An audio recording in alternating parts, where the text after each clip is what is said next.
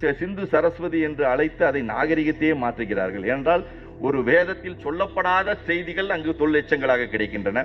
ஆனால் அதை மாற்றுவதற்கு எத்தனையோ முயற்சிகள் நடந்து கொண்டிருக்கிறது. ஆனால் அதனால் அதை அவர்களால் செய்ய முடியவில்லை. ஒரு தாடி குதிரையை பத்தி பேசினாங்க, குதிரை கிடைச்சுன்னு குதிரைன்னு அது நிரூபிச்சோம், குதிரை கிடையாதுன்னு நிரூபிச்சோம். இன்னைக்கு பாத்தீங்கன்னா ஹோமகுண்டம் கிடைக்குதுன்னு சொல்றாங்க. ஹோமகுண்டம் அடுப்பை பார்த்து ஹோமகுண்டம் சொன்னா எவனா நம்புவானா? அடுப்பு தான் கிடைக்குது. நாங்க பர்சனலா அந்த இடத்துல ராக்கிகடி போன்ற இடங்கள்லாம் நான் தோணுனவன். எங்களுக்கு தெரியும் அதோடைய சைட் எப்படி இருக்கும், அதோடைய கிடைக்கின்ற பொருட்கள் எப்படி இருக்குங்கிறது. அதை ஹோமகுண்டமாக மாற்ற நினைக்கிறார்கள். அதிலும் அவர்கள் எதுவும் வெற்றி பெற முடியவில்லை. இன்று பெயரை மாற்றிக் கொள்ளலாம் என்று சிந்து சரஸ்வதி என்று சொல்கிறார்கள். சிந்து சரஸ்வதி என்று சொன்னா என்ன, பேரை மாத்திட்டா நாகரிகம் மாறிடுமா? வாழ்ந்த மக்கள் மாறிவிடுவார்களா? ஏனென்றால் அந்த பகுதியில் ஒரு காலத்தில் கக்கர் ஹக்ரா என்ற ஒரு ஆறு பாய்ந்த இடம். அதற்கு பழமையான பேரே கக்கர் அண்ட் ஹக்ரா. ஒரு காலத்தில் சட்லஜ் நதியும் யமுனை நதியும் இணைந்து அந்த ராஜஸ்தான் பகுதியில் அந்த நதி ஓடி தொலவீரா என்ற இடத்தில் கடலில் கலந்தது. அதில் சிந்து சமவெளி சார்ந்த அனைத்து இடங்களும் கிடைக்கின்றன. கிட்டத்தட்ட நீங்க பார்த்தோம்னா மொகஜதாரோ ஹரப்பாவை விட மிகப்பெரிய நகரமாக ராக்கிகடி என்ற நகரம் அந்த பகுதியில் கிடைக்கிறது. ஒரு நகர நாகரிகம் முழுமையாக அந்த பகுதியில் இருக்கின்றன. கிட்டத்தட்ட பாத்தீங்கன்னா இந்த சிந்து சமவெளி நாகரிகத்தில் பல நகரங்கள் இருந்துள்ளன. அதான் முக்கியம். ஒரு நகரம் 2 நகரம் கிடையாது. 13 லட்சம் சதுர கிலோமீட்டர் கொண்ட சிந்து சமவெளி நாகரிகத்தில் பல நகரங்கள் இருந்துள்ளன. அந்த பல நகரங்கள் தான் நம்முடைய மிக முக்கிய ஆதாரமாக விளங்குகிறது. அவை அனைத்தும் அந்த வேத இலக்கியங்களில் ஒரு நகரங்களை பற்றி குறிப்பு இல்லை என்பதுதான் உண்மை. என்னுடைய பேராசிரியர் சொன்ன மாதிரி பாத்தீங்கன்னா ஒரு நகரங்களை பற்றி குறிப்பில்லை. அப்ப குறிப்பில்லாத ஒரு இலக்கியத்தை தொல்லெச்சங்களோடு ஒப்பிட முனைகிறார்கள். அதில் தான் அவங்க தோல்வி அடைகிறார்கள். ஆனால் தோல்வி அடைந்தாலும் விடாமுயற்சியில் நாங்கள் செய்வோம் என்ற காரியத்தில் பெயரை மாற்றிக் கொண்டிருக்கிறார்கள். அதான் அதை நாம் உணர்ந்து கொண்டால் போதும். நம்முடைய தொல்லெச்சங்களை எவ்வாறு நாம் முறையாக நம்முடைய தொல்லெச்சங்களோடு ஒப்பிட வேண்டும் என்ற ஒரு கருத்தை எடுத்துக்கொண்டு நாம் ஆய்வுகளை முன்னெடுப்பு செய்ய வேண்டும். செய்தால் அவர்களுக்கு அதில் எந்த வெற்றியும் அவர்களுக்கு கிட்டாது, நமக்கு கிட்டும். நம்முடைய பண்பாட்டின் வரலாற்றை மீட்டு உருவாக்கம் செய்வதற்கு பல அரிய தகவல்கள் நம்மிடம் உள்ளன. அதற்கு ஆய்வுகள் தான் நாம் மேற்கொள்ள வேண்டும். அந்த ஆய்வுகளை மேற்கொள்வதற்கு இது போன்ற கருத்தரங்கள் உதவும். இந்த கருத்தரங்கத்தின் மூலம் பல ஆய்வுகளை நாம் செய்வதற்கான வாய்ப்பை ஏற்படுத்தி கொடுக்க வேண்டும். ஏனென்றால் இன்று மிக முக்கியமான நாள். இந்த மாதம் மிக முக்கியமான மாதம். சிந்து சமவெளி நாகரிகம் அறிவிக்கப்பட்டதின் நூற்றாண்டின் மிக முக்கியமான நாள். இதை தமிழகம் கொண்டாடுகிறது, தமிழக அரசு கொண்டாடுகிறது. அதை நாம் இன்னும் வரும் ஆண்டுகளில் தொடர்ந்து நாம் நடத்த வேண்டும், தொடர்ந்து கொண்டாட வேண்டும். நம்முடைய கருத்தை நாம் ஆணித்தரமாக எடுத்துக் கூற வேண்டும், கருத்தை ஆதாரபூர்வமாக எடுத்துக் கூற வேண்டும். அதான் முக்கியம். சிந்துவெளி நாகரிக பிரகடன செய்தியை தமிழகம் மட்டும்தான் இந்தியாவில் கொண்டாடி கொண்டிருக்கிறது. வேற எந்த மாநிலமும் அதை சீண்டவில்லை. அவர்களுக்கு என்ன என்று கூட தெரியாமல் அவர்கள் அமைதியாக அமர்ந்திருக்கிறார்கள். ஏனென்றால் அவர்களுக்கு புரிதல் இல்லை, அவ்வளவுதான். ஆனால் தமிழகத்துக்கும் தமிழக மக்களுக்கும் புரிதல் இருக்கிறது. அதனால் தான் நாம் சீரும் சிறப்புமாக இந்த நூற்றாண்டு அறிக்கை பிரகடனத்தை மிக சிறப்பாக நாம் கொண்டாடி கொண்டிருக்கிறோம். என்றால் ஜான் மார்சல் என்ன சொன்னாருங்கிறது கூட தெரியாம நிறைய பேர் இருக்காங்க. அதான் இங்க இருக்க இந்திய மண்ணில் இருக்கின்ற பெரிய சிக்கலே அதுதான். வரலாறு என்பது சரியான கோணத்தில் நாம் அணுகவில்லை என்பதை ஒரு உதாரணமாக இதை எடுத்து காட்டுகின்றன. ஏன்னா வரலாறை நாம் சரியாக புரிந்து கொள்ள வேண்டும். வரலாறு என்பது பெருமிதங்கள் சொல்வது கிடையாது. பேராசிரியர் சொன்ன மாதிரி பெருமிதங்கள் வரலாறு கிடையாது. வருவார்கள், போவார்கள், ஆழ்வார்கள், செல்வார்கள். ஆனால் அவர்கள்லாம் வரலாறு கிடையாது. ஆனால் மக்கள் எவ்வாறு இருந்தார்கள், சமூகம் எவ்வாறு இருந்தது, சமுதாய நிலை எவ்வாறு இருந்தது என்பதுதான் முக்கியமான வரலாறு. அந்த வரலாறை பற்றி யாருமே பேசுவதில்லை. அதுதான் மிக வேதனையாக இருக்கிறது. அதையெல்லாம் பேச பொழுதுதான் நமக்கு நம்முடைய உண்மையான வரலாறு நமக்கு தெரிய வரும். அந்த ஒரு செயலை செய்கின்ற ஒரு இடமாக இந்த திராவிட வரலாற்று ஆய்வு மையமும் திராவிட கழகம் இணைந்துள்ளது. இணைக்கும் பொழுது மிகவும் பெருமையா இருக்கு. ஏனென்றால் இங்கிருந்து தான் நாங்கள் புறப்பட்டவர்கள் என்ற பெருமை எங்களுக்கு இருக்கிறது. அந்த பெருமையை நாங்கள் என்றுமே விட்டுக் கொடுக்க மாட்டோம். ஆனால் இந்த மாதிரி பேச்சுக்கள், அரங்குகள் பேச வேண்டும். நாம் நம்முடைய கருத்தை எடுத்து செல்ல வேண்டும். ஜான் மார்சல் ஒருவர் இல்லை என்றால் நமக்கு சிந்து சமவெளி நாகரிகமே இன்னைக்கு தெரிஞ்சிருக்காது. யாருக்குமே அதை பத்தி நம்ம படிச்சிருக்க மாட்டோம். பாட புத்தகத்தில் கூட இருக்குமா என்ற ஒரு சந்தேகம் கூட நமக்கு வந்திருக்கும். என்றால் அவர் ஒரு மிக அருமையான ஒரு கருத்தை எடுத்து வைத்தவர் என்றுதான் நாம் சொல்ல வேண்டும். ஏனென்றால் சிந்து சமவெளி நாகரிகத்தை பற்றி தகவல்கள் அவருக்கு முன்னாலே பல ஆண்டுகளாக தெரிய ஆரம்பித்து விட்டன. ஆனால் அந்த தகவல்கள் சரியாக முழுமை பெறவில்லை என்பதுதான் உண்மை. ஏனென்றால் சிந்து சமவெளி நாகரிக பகுதியிலான ஹரப்பா, மொகஜதாரோ போன்ற இடங்கள் எப்பயோ இருக்கு. எப்பயுமே இருக்கிற இடம் தான் அது. எப்பயும் யாரும் இல்லைன்னு சொல்லல. அந்த இடங்களை பார்த்தீங்கன்னா ஒரு மொகஜதாரோ என்ற இடம் பார்த்தீங்கன்னா இறந்தவர்கள் மேடு என்றுதான் அழைக்கப்பட்டு கொண்டிருந்தது. இறந்தவர்களின் மேடு யார் என்பது யாருக்குமே தெரியாது. அவர்கள் யார் என்பது யாருக்குமே தெரியாமல் ஒரு மேடாக இருந்து கொண்டிருந்தது. ஹரப்பாவும் அதுபோல் தான் இருந்து கொண்டிருந்தது. அதை சார்லஸ் மேசோன் என்பவர் தான் முதல் அந்த பக்கம் போறாரு. போகும்பொழுது அவர் தான் ஃபர்ஸ்ட் நோட்டிங் அதை கொடுக்குறாரு. சார்லஸ் மேசன் தான் ஃபர்ஸ்ட் நோட்டிங் அபவுட் ஹரப்பா பற்றி உங்களுக்கு அவருடைய குறிப்புகளில் கட்டுரைகளில் குறிப்பிடுகிறார். அவர் பார்த்தீங்கன்னா ஒரு ஆர்ட்டிலரியோடைய மிலிட்ரி ஆஃபீஸர், ஆக்ராவில் இருந்தவர். 1824 அதை விட்டு சடனாக கிளம்பிடுறார். தன்னுடைய சோல்ஜர்ஸை கொஞ்சம் பேர்த்த கூட்டிட்டு கிளம்பிடுறார். பலுச்சிஸ்தான் பக்கம் போக வேண்டும் என்பது அவருடைய முக்கிய எண்ணமாக இருக்கிறது. அதன் எண்ணத்தை பூர்த்தி செய்வதற்காக அந்த பகுதியில் சிந்து பலுச்சிஸ்தான் பகுதியில் அவர் செல்கிறார். சிந்து சமவெளி நாகரிகத்தை பற்றி அறிவதற்கு அல்ல, பேசிக்கலி சிந்து சமவெளி நாகரிகத்தை பற்றி அறிவதற்கல்ல, அந்த இடங்களை பார்த்து அவர் வியக்கிறார். ஹரப்பா போன்ற இடங்களை பார்த்து வியக்கிறார். அவர் சொல்லுவ கருத்து இது பல நாகரிகத்தின் ஒரு சின்னமாக இருக்கலாம் என்பதுதான் ஒரு சிம்பிளான ஒரு நரேட்டிவ். வேற எதுவுமே கிடையாது. அது ஹரப்பாவா, அது வேத நாகரிகமா, இல்ல அதற்கு முன்னால் உள்ள நாகரிகமா என்ற ஒரு எந்த கருத்தையும் சொல்லவில்லை. ஆனால் அவருக்கு ஒரு புரிதல் ஏற்படுகிறது. சார்லஸ் மேசனுக்கு அந்த பகுதியில் பிரகுயீப் என்று பேசப்படுகின்ற திராவிட மொழி பேசுகின்ற பழங்குடியினர் நிறைய இருக்கின்றனர் என்ற ஒரு கருத்தை அந்த ஃபர்ஸ்ட் நரேட்டிவ்ல எழுதுறார். ஹரப்பா பகுதிகளில் பிராகுயி என்று திராவிட மொழி குடும்பத்தை சார்ந்த மொழி பேசும் மக்கள் வாழ்ந்து கொண்டிருக்கிறார்கள், அவர்களுடைய கலாச்சாரம் அந்த மேட்டினோடு இணைந்திருக்கிறது என்ற ஒரு செய்தியை அவர் சொல்றார். அதுதான் அவருடைய செய்தி, அதுக்கு மேல ஒன்றும் கிடையாது. ஆனா அந்த இடத்தை பாத்தீங்கன்னா திருப்பி அலெக்சாண்டர் கன்னிங்ஹாம் என்பவர் 1861 பின் ஒரு ட்ரையல் ட்ரெஞ்சுன்னு சொல்லப்படுகின்ற ஒரு சின்ன ஒரு அகழாய்வை மேற்கொண்டு அவர் அந்த அகழாய்வை மேற்கொள்கிறார். அப்பொழுது அந்த கிடைக்கின்ற அந்த சின்னங்கள் எல்லாம் எடுத்து அவரால் சின்னங்களை பார்த்துட்டு அது ஒரு ப்ரீ மௌரியன் என்று சொல்லப்படுகின்ற மௌரிய காலத்திற்கு முன்னால் இருக்கின்ற ஒரு நாகரிகமாக இருக்கலாமே தவிர அது வேற எந்த நாகரிகத்திற்கும் ஒப்பானது இல்லை. குறிப்பாக இன்னொரு கருத்து அவர் சொல்றது பாத்தீங்கன்னா ஹரப்பா மொஹஞ்சதாரோ போன்ற இடங்கள் ஒரு புத்த சமயத்தை சார்ந்த ஒரு ஸ்தூப்பியாக இருக்க வேண்டும் என்ற எண்ணம் தான் அவருக்கு ஏற்படுகிறது. ஏன்னா அவர் தோண்டி பார்க்கல. ஆனா அவர் பெரும்பாலும் புத்த சமயத்தை பற்றி முழுமையான ஆய்வை மேற்கொண்டவர் அலெக்சாண்டர் கன்னிங்ஹாம். அவர் இந்தியாவிற்கு வந்ததுக்கு காரணமே அந்த சீன வெளிநாட்டவர்கள் குறிப்பை பற்றி முழுமையாக ஆய்வு செய்ய வேண்டும் என்ற நோக்கத்தை தான் அவர் இந்தியாவுக்கே வர்றார். அப்ப வரும்பொழுது இந்தியாவில் பல புத்த நினைவு சின்னங்களை எல்லாம் அவர் தோண்டி எடுக்கிறார். குறிப்பா பாரூத் என்ற இடம் தோண்டப்படுகிறது, சாரநாத் என்ற இடம் தோண்டப்படுகிறது, ஸ்ராவஸ்தி என்ற இடம் கண்டுபிடிக்கப்படுகிறது, லும்பினி கண்டுபிடிக்கப்படுகிறது, குசிநகரம் போன்ற இடங்கள் கண்டுபிடிக்கப்படுகின்றன, தக்சசீலம் போன்ற ஸ்தூபங்கள்லாம் கண்டுபிடிக்கப்படுகின்றன. இவையெல்லாம் பார்க்கும் பொழுது, சாட்சி போன்ற இடங்கள் பார்க்கும் பொழுது அவருக்கு ஒரு அந்த தோற்றம் அவருக்கு அது புத்த சமயத்தை சார்ந்ததாகத்தான் இருக்கும் என்ற எண்ணம் அவருக்கு தோன்றுகிறது. ஆனா அதுக்கு மேல அவருக்கு எந்த கமெண்ட்ஸும் அதை பத்தி சொல்ல தெரியல. அது ஒரு புத்த சமயத்தை சார்ந்த ஒரு இடமாகத்தான் ஸ்தூபமாக இருக்கும் என்று மொஹஞ்சதாரோவையும் ஹரப்பாவையும் சொல்றார். அதற்கப்புறம் தான் இந்த இந்திய வரலாற்றில் பல மாற்றங்கள், புதிய கண்டுபிடிப்புகள் நிகழ்ந்து கொண்டே இருக்கின்றன. அதனால தான் நம்ம தொல்லியல் துறை சொல்லுவோம். தொல்லியல் துறையில் புதிய புதிய தரவுகள் கிடைக்க வரலாறு மாறிக்கொண்டு இருக்கும் என்பதுதான் உண்மை. ஏனென்றால் வரலாற்றுக்கான ஆதாரங்கள் தொல்லியல் ரீதியாகத்தான் கிடைத்துக் கொண்டிருக்கின்றன. மனிதர்களின் வரலாற்றை பற்றியும் மக்களின் வரலாற்றை பற்றியும் அறிய வேண்டும் என்றால் தொல்லியலை தான் நீங்க நம்பி இருக்கணும். ஏன்னா அதான் பிரைமரி எவிடன்ஸ். நீங்க செகண்டரி எவிடன்ஸ்ல என்ன வேணாலும் இடைச்சொல்கள் இருக்கலாம், ஆனால் மக்கள் விட்டு சென்ற பொருட்களை எடுத்து நாம் அதை ஆவணப்படுத்தி அதை வரலாற்றாக உருவாக்கும் பொழுது அதில் எந்த ஒரு மாறுதலுக்கும் செய்ய முடியாத ஒரு கருத்துக்கள் கிடைக்கும். அந்த வகையில் ஆர்கியாலஜிக்கல் எவிடன்ஸ் வெரி ஸ்ட்ராங்கா நம்மகிட்ட இருக்குது. அந்த வகையில பாத்தீங்கன்னா நம்ம ஜான் மார்சல் குறிப்பா இந்தியாவிற்கு வர்றதுக்கு காரணமே லார்டு கர்சன் தான். கர்சன் பிரபு காலத்தில் தான் ஜான் மார்சலை இந்தியாவுக்கு கூட்டு வர்றாங்க. இந்தியா 1902 தான் அவர் ஜான் மார்சல் இங்க வருகிறார். 26 வயதில் தான் இந்தியாவுக்கு வருகிறார். 26 வயதில் ஒரு இந்திய தொல்பொருள் ஆய்வுத்துறையின் தலைமை இயக்குநராக நியமிக்கப்படுகிறார். எத்தனையோ பேர் இருந்தாலும் ஆக்சுவலி வின்சென்ட் சுமித் என்பவர் தான் நியமிக்கிற மாதிரி இருந்தது அந்த பதவிக்கு. ஆனால் அதை மறுப்பு தெரிவித்து லார்டு கர்சன் அவர்கள் ஜான் மார்சல் அவர்களை இங்கு நியமிக்கிறார். ஏனென்றால் அகழாய்வுகள் செய்ய வேண்டும். ஏனென்றால் ஜான் மார்சலுக்கு முன்னால் செய்யப்பட்ட அகழாய்வுகள்லாம் பார்த்தீங்கன்னா ஆன்டிகுரேனிஸ்ட்னு சொல்லுவோம். இதில் தொல்பொருட்களை தேட வேண்டும் என்ற ஒரு எண்ணத்தில் தான் ஆய்வுகள் நடந்தது. முக்கியமா அவங்களுக்கு ஒரு கிரேஸ் இருந்தது. நம்ம வெஸ்டர்னர்ஸ் சொல்லக்கூடிய ஐரோப்பியர்களுக்கு ஒரு கிரேஸ்னு சொல்லுவோம், ஒரு ஈர்ப்பு இருந்தது.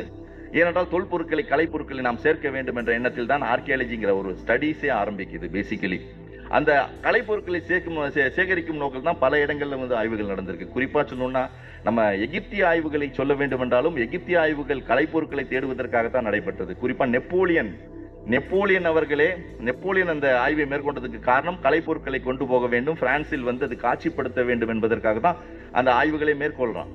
அப்போதான் அந்த ரொசட்டா ஸ்டோன்ஸ் எல்லாம் நமக்கு கிடைக்குது. இன்னைக்கும் பாத்தீங்கன்னா லுயர் மியூசியம்னு நம்ம பாரிஸ்ல இருக்க லுயர் மியூசியத்துல எல்லா கலைப்பொருட்களும் எகிப்திய கலைப்பொருட்கள் பெரும்பங்கு வைக்கும். அவர் படையெடுத்து அந்த பகுதியில் ஆய்வு மேற்கொண்டு அதை கொண்டு போய் காட்சிப்படுத்தியிருப்பார். அந்த வகையில் தான் அந்த ஆன்டிகுரியனிஸ்ட் என்று சொல்லப்படுகின்ற கலைப்பொருட்களை சேகரிக்கின்ற ஒரு அடிப்படையில் தான் உங்களுக்கு தொல்லியல் ஆய்வுகள் தொடங்குகின்றன. ஆனால் அதில் மாற்றம் காண வேண்டும் என்று நினைத்தவன் லார்ட் கர்சன். அதான் மிக முக்கியமா சொல்லணும். ஆய்வுகள் வரலாற்றை நிரூபிக்கின்ற ஆய்வுகளாக இருக்க வேண்டும் என்ற எண்ணம் அவருக்கு கிடைத்தது. ஏனென்றால் ஜான் மார்சல் பாத்தீங்கன்னா இந்தியாவுக்கு வர்றதுக்கு முன்னாடி கிரீக்க நாகரிகத்தில் பணிபுரிந்தவர். அந்த பணிபுரிந்த ஒரு காரணத்திற்காகத்தான் அவரை இங்கு கூட்டு வர வேண்டும் என்ற எண்ணம் இருந்தது. அந்த எண்ணத்தின் அடிப்படையில் தான் உங்களை இந்த ஜான் மார்சல் இங்க கூட்டு வர்றாங்க.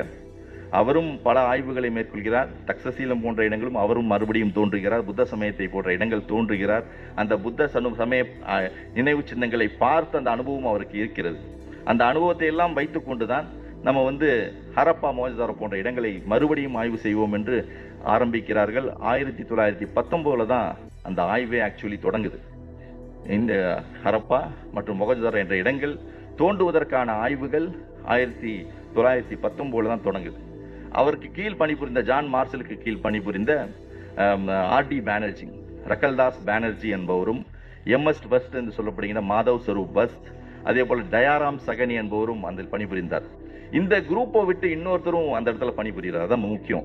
அவங்க ஆர்கியாலஜிக்கல் சர்வே ஆஃப் இந்தியாவில் சேராம இன்னொருத்தர் பார்த்தீங்கன்னா லுக்கி பி திசோத் டோரின், அவர் பார்த்தீங்கன்னா ஒரு ஸ்காட்டிஸ்ட் ஆர்மி ஆஃபீஸர். அவர் பார்த்தீங்கன்னா அவரும் ஒரு அந்த இடத்துல அந்த பகுதியில் ஒர்க் பண்றாரு ஹரப்பால. இவங்க 4 பேர் தான் மிக முக்கியமான அந்த கண்டுபிடிப்புக்கு மிக முக்கியமான பணிபுரிந்தவர்கள். அந்த பணிபுரிந்த அவர்களே அவர்களுடைய கருத்து சொல்லும் பொழுது பார்த்தீங்கன்னா இந்த Dayaram Sahni, MS first and RD Banerjee போன்றவர்கள் என்ன சொல்கிறார்கள், கன்னிங்ஹாம் சொல்ற கருத்தையே நம்ம சொல்றாங்க.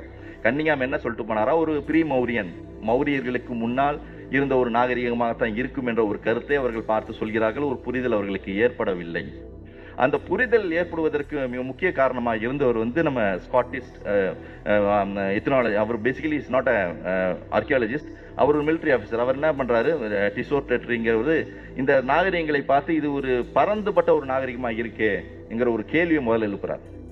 ஏனென்றால் ஹரப்பா மொஹஞ்சதாரோவும் ஒரு பரந்தப்பட்ட நிலப்பகுதியில் தூரம் 2 வெவ்வேறு திசைகளில் இருக்கின்ற ஒரு நாகரிகமாக இருக்கின்றது என்ற ஒரு கேள்வியை அவர் எழுப்பும் பொழுதுதான் பல அங்க கேள்விகள் எழுப்புவதற்கான காரணங்கள் பிறக்கின்றன.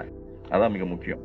அதையெல்லாம் வைத்துக் கொண்டுதான் ஜான் மார்சல் என்ன சொல்றாரு, எல்லாத்தையும் நீங்க எடுத்துட்டு வாங்க நம்முடைய சிம்லால் இருக்க ஆபீஸுக்கு, அங்க அதை முறைப்படுத்தி நாம் அதை ஆய்வு செய்யலாம் என்று பெரிய கருத்தரங்கு நடத்தி அதை முறைப்படுத்துகிறாங்க.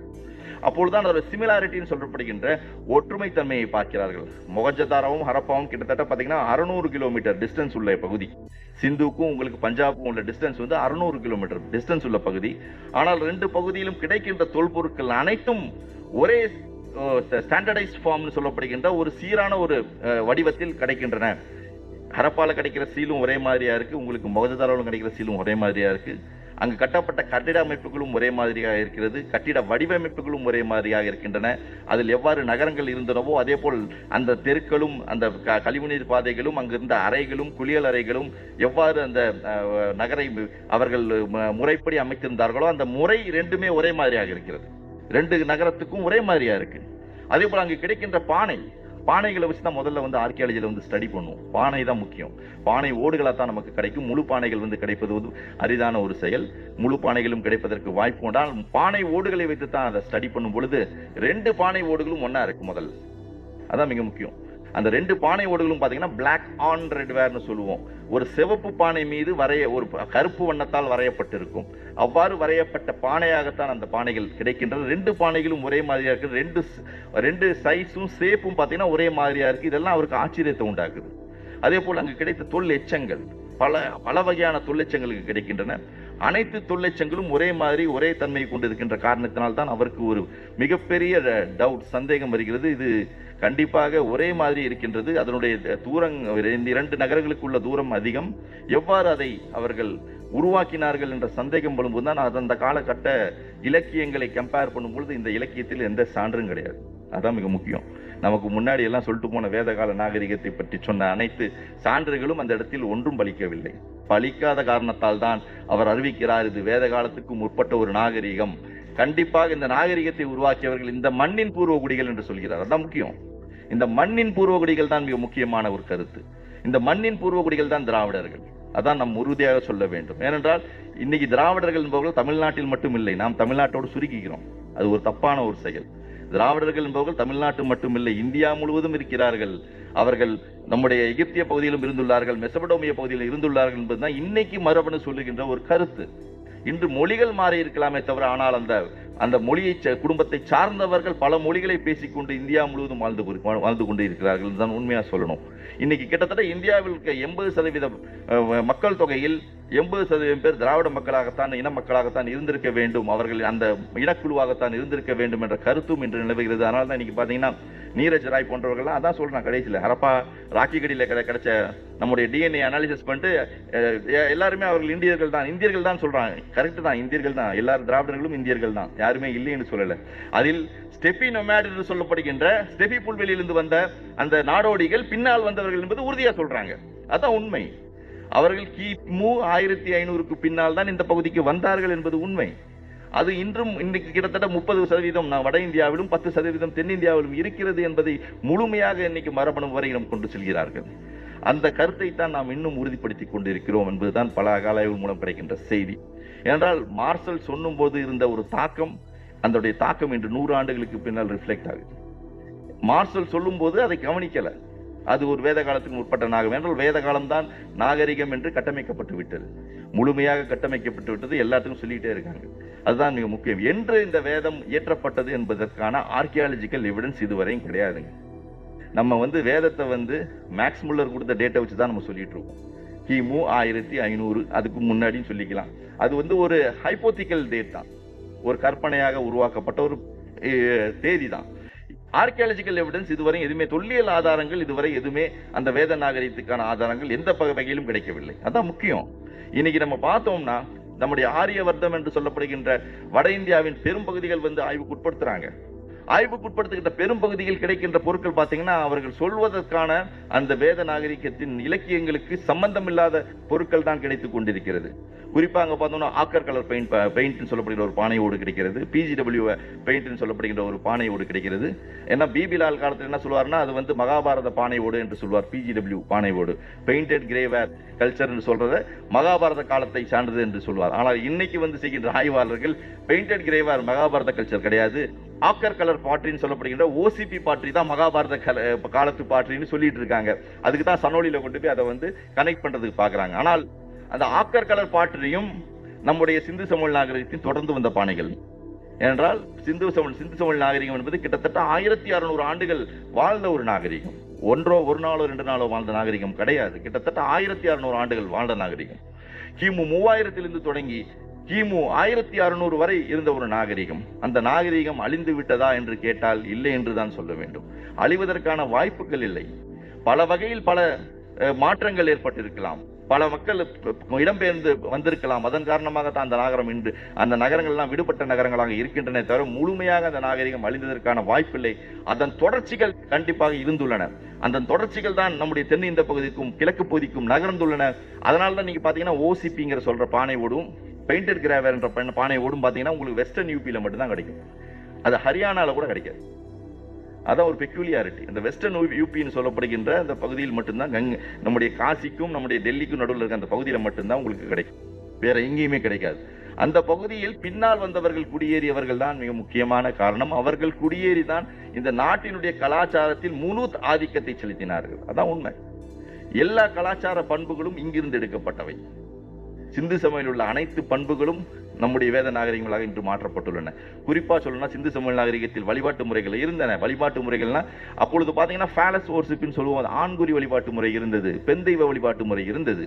அதெல்லாம் பாத்தீங்கன்னா ஒரு நேச்சுரல் வொர்ஷிப், அது ஃபெர்டிலிட்டி கல்ட்டுக்கான ஒரு வொர்ஷிப். ஏன்னா எதுக்கு வளத்தை மக்கள் தேடுகிறார்கள் என்றால் ஒரு நிலையான இடத்தில் இருப்பவர்கள் வளத்தை தேடுவார்கள். ஒரு நகரமோ ஒரு கிராமமோ அமைத்து அதில் வேளாண்மையை பெருக்கி ஒரு வளமையான வாழ்க்கை வாழ வேண்டும் என்பதற்காக அந்த பகுதியில் குடியேறுபவர்கள் தான் ஒரு ஃபெர்டிலிட்டி கார்டன் சொல்லப்படுகிற வளத்தை தேடுகின்ற ஒரு வழிபாட்டு முறையை பின்பற்றுவார்கள். அந்த முறையை பின்பற்றியவர்கள் சிந்து சமவெளி மக்கள்.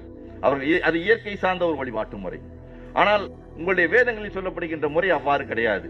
ஆனால் வேதங்களில் நீங்கள் ரிக்வேதத்தில் பேராசிரியர் சொன்ன மாதிரி பார்த்தோம்னா எல்லா கடவுளர்களும் பார்த்தீங்கன்னா அக்னி, வருணன், உங்களுக்கு மித்திரன், உங்களுக்கு வாயு, அந்த மாதிரி கடவுளர்கள் தான் இருப்பார்களே தவிர அதில் எந்த ஒரு இது போன்ற ஃபெர்டிலிட்டி கார்டோ உங்களுக்கு ஆண் வழிபாட்டு முறையோ இல்லாமல் இருந்தது. ஆனால் பிற்காலத்தில் அந்த வேத தாக்கத்தின் மூலம் அவைகள் எல்லாம் அவர்கள் வேத மதங்களாக மாற்றிக்கொள்கிறார்கள். அவை மாற்றுகின்ற ஒரு செயல் நடைபெறுகிறது. அதான் மிக முக்கியம். அதிலிருந்து தான் உங்களுக்கு இன்ஃப்ளூயன்ஸ் பண்ணி எல்லா கல்ச்சரும் நம்மிடமிருந்து அனைத்து செயல்களையும் அவர்கள் எடுத்து அவருடைய நாகரிகங்களாக மாற்றிக் கொண்டிருக்கிறார்கள்.